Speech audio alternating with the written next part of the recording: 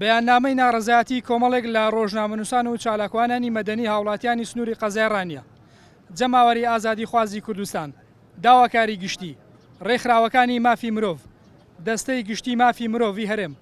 سەندیکای ڕۆژنامەنووسانی کوردستان، سەنتەری میترۆ، پەرلەمانی کوردستان،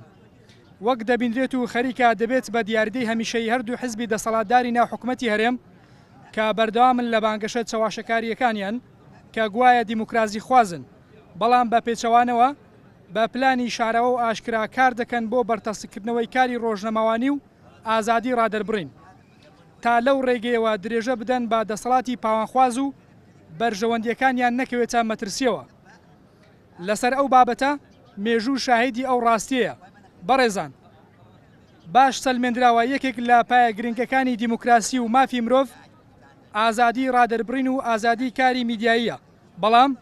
دەسەڵات بەردەوام کاریان کردووە لەسەر شکاندن و ڕوخاندنی ئەو پایە گرنگە و تا گەشە نەکات و خۆی نەچەسپێنێت. بۆیە ئێمە وەک کۆمەڵێک لە ڕۆژنامەنووسان و چالاکوانانی مەدەنی و هاوڵاتیانی سنووری قەزای ڕانیە بە توندی دژی ئەوە دەوەستینەوە و داوا دەکەین دەبێت حکومەت دادگەر بێت و نابێت تەنها خزمەتگوزاری دەسەڵات بێت، چونکە ئەوان بەپێی یاسای ژمارە 35 ساڵی 2007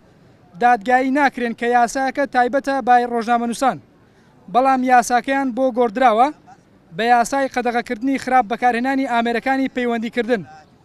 هەرچەندە پارێزەرەکانیان داوایان کردووە یاساکە نەگۆڕدرێت، بەڵام تا سزاکەیان قورستر بێت یاساکەیان گۆڕیوە. ئەمەش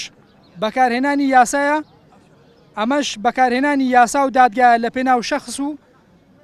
حزب لە هەرێمی کوردستان. کۆمەڵێک لە ڕۆژنامەنووسان و چالاکوانانی مەدەنی و هاوڵاتیانی سنووری قەزای ڕانیە